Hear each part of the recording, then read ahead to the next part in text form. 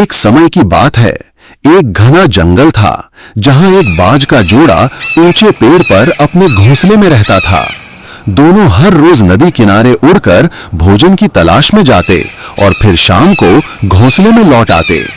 उनका जीवन शांत और सुखमय था। कुछ समय बाद मादा बाज ने 4 सुंदर अंडे दिए। दोनों बहुत खुश थे।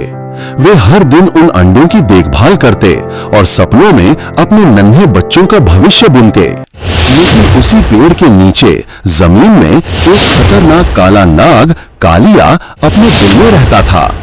एक दिन जब बाज का जोड़ा भोजन की तलाश में घोंसले से गया हुआ था, तभी कालिया नाग धीरे धीरे अपने बिल से बाहर निकला और पेड़ पर चढ़ने लगा।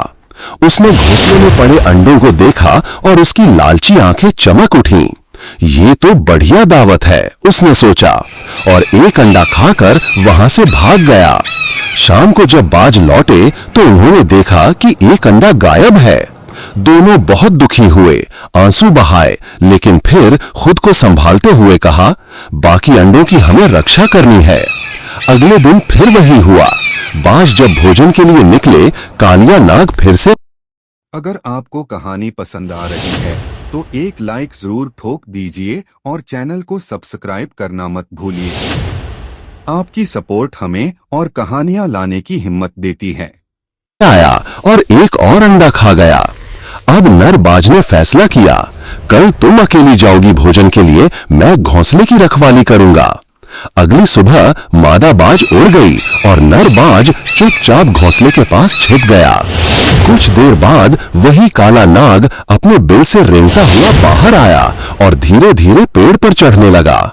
जैसे ही वो घोंसले के पास पहुंचा और तीसरे अंडे की ओर मुंह बढ़ाया, बाज गरजते हुए उड़कर आया और अपने मजबूत पंजों से कालिया को दबोच लिया।